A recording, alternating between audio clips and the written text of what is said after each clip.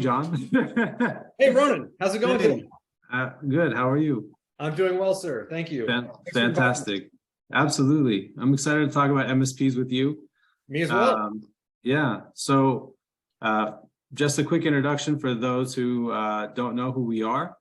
My name is Ronen Isaac. I am co-owner of Continental Computers, a value-added reseller in El Segundo, California, and security integrator migrating over to an MSP, security MSP, and also co-founder of the Boring Lab, a software tool that helps end customers and MSPs better manage Milestone X Protect.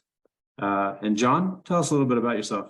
Yeah, my name is John Minnix. I'm the founder and CEO of Brightlio. I've known Ronen here for probably 10 years, just working here in the greater Los Angeles information technology space. I've been selling IT products and services for close to 20 years now. I founded a systems integrator and value-added reseller called VPLS Solutions with a couple of buddies about 10 years ago. And we started off as a professional services and value-added reseller practice. We were able to successfully transition that business into a managed service provider. We learned a lot of things along the way, and so excited to share at least some of the things not to do when starting an MSP. I don't think I can tell you all the things to do, but I can definitely tell you what not to do.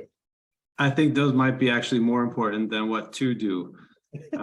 So thank you. I'm excited to have this little series. So the goal of this little series really in this discussion between the two of us is to, I guess, educate the security industry about what an MSP is, why it's important to start migrating into an MSP type business model as opposed to project-based or break-fix, and kind of talk a little bit about the history and the fact that, you know, in general, IT has been moving to an MSP type model for the past 23 years. I think it started around 1999, 2000, right, when the internet kind of hit.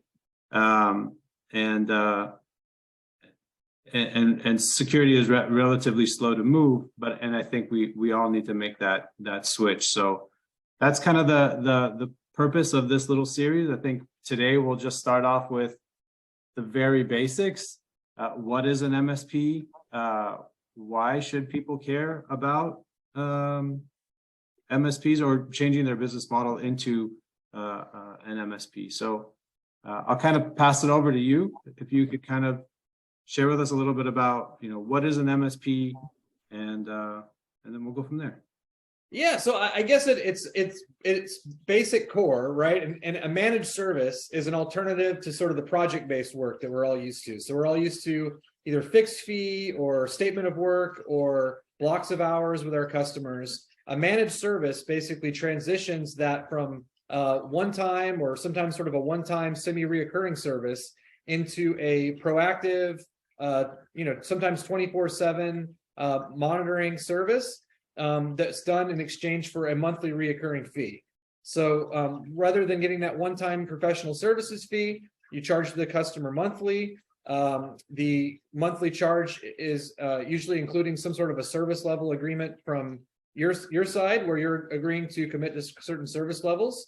And then you're typically proactively monitoring and managing and maintaining subsets of a customer's IT infrastructure. So when you say your side, you mean the system integrator side? Is that correct? Yeah. And I know you mentioned IT infrastructure, but our goal here is to kind of share with people that, hey, you can also do this with security infrastructure. It's not just, you know, router, switches, firewalls, but it could be VMS. It could be access control, intrusion, whatever that might be. So, you know, just we'll try to frame it in that context. Absolutely, yeah, no, definitely. And I think all those things are network connected these days, and I sort of couple those under the IT infrastructure bucket.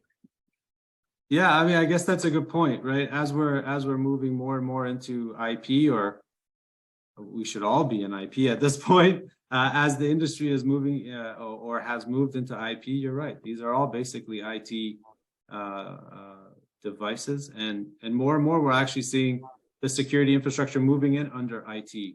So that's just another reason why security integrators should start speaking IT or moving into what IT departments are expecting, right? They're Absolutely. expecting this sort of managed service as opposed to just a break fix. Yep, absolutely. Yeah. So from the customer perspective, is that a hard sell? Like, what is different about the sell? And maybe this is a question for a later time, to be perfectly honest with you, but I guess my question was, what is the difference from the customer perspective when you go in with a managed service as opposed to a project-based? Yeah, so I think starting with the customer's frame of reference, I think is great because obviously, if we can't make our customers happy, it's going to be difficult to sell the product, and we have to be providing a value to our customers here. So I would say, a couple of things, right?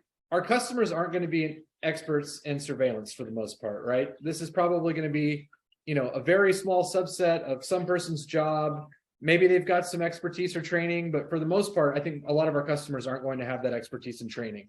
So number one, we're going to provide them with better service outcomes because they're going to be relying on our expertise versus, their own in-house expertise. The other thing we're going to be providing is proactive monitoring. So whereas their staff is probably going to be limited, they're going to have sick days, they're going to have nights and weekends. Most managed service offerings are going to be monitoring the customer systems on an ongoing 24/7 basis. Typically, they would be staffed to support customers on a 24/7 basis. So rather than having to have that after-hours support or that in-house expertise, we provide that on behalf of our customers. And the other thing I think we're offering is a reduced level of risk because, as the experts, we're taking on the responsibility of monitoring, maintaining these systems. We're taking on the responsibility of monitoring the cameras and making sure everything is working appropriately. And so therefore, some of the risk burden is shifted off of them and onto us. But, we feel comfortable taking that risk because we're the experts, and hopefully we also buy insurance. That's a good point. I think that's something we'll talk about later down the line in other parts of this series. But what I'm hearing you saying is essentially a better customer experience, right? Yes. So that the customer not only buys the project from you, right? So you're installing the VMS and doing all those things, and you're getting that upfront revenue. But in the end of the day, they're having a much better experience with what you sold them. Exactly. And therefore, they're having a better experience with you. And therefore, you start building that trusted partner kind of relationship. And with that, as the expert in the field, actually, you can start producing more revenue from projects as you are now embedded with them and their system. And it's very easy for you to go in and take on new jobs with them. So yeah, Ronen, that's absolutely correct. So what I would say is, you hit on a lot of the benefits for the provider as to why to start an MSP. But one, I think, is that closer touch with the customer. Because you're on, ongoing, you're building an ongoing relationship with the customer. You're probably touching their environment daily. You're speaking to them with a much greater level of frequency. You're able to build sort of that trusted advisor status. And you're also able to find opportunities to hopefully sell them other products and services that fit their needs because you're sort of seeing where there's gaps and where they may benefit from other solutions in your portfolio. I would say the other benefit is if you've ever run a professional services organization, I think you'll agree that it typically is spiky. You're either way too busy or you're way too slow. And it seems to be difficult to find sort of that happy medium where you have the right amount of staff and the right amount of services. And so managed services helps to flatten out that workflow a little bit because it's predictable. You've got ongoing responsibilities with the customer. If you have enough scale, you're able to sort of anticipate how many hours per customer you're going to need to staff for. And then you're able to keep your team busy with this ongoing recurring revenue. So I would say closer, happier customer relationships are a big benefit to the MSP, as is a more predictable revenue stream as well as kind of workflow. Perfect. Well, I think that's kind of it for this episode. We touched on what is an MSP, MSP is essentially a service provider who manages wholly the technology for other companies. We talked about why it's important for the security industry to move into this direction, essentially because security is moving into an IT managed product, really, as everything is IP.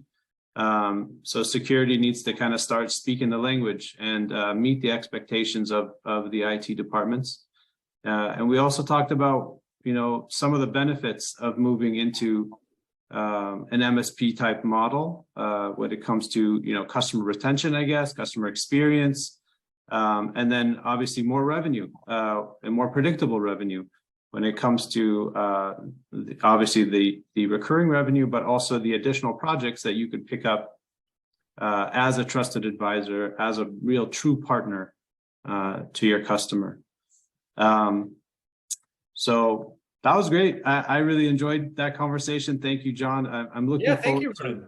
Yeah, I'm looking forward to our next discussions. I think some of the loose ideas here for our next discussions are going to be, potentially understanding what the MSP business model is, and then maybe diving a little bit deeper into the benefits of becoming an MSP. And then, as you mentioned, the challenges. Maybe we'll have an episode about the challenges of becoming an MSP, because there are many, for sure. And then jumping into like some tools that you can use to make your lives easier and some resources. And then we'll go from there. That sounds fantastic. I'm looking forward to future conversations. Yeah, absolutely, John. Thank you so much, and talk to you soon.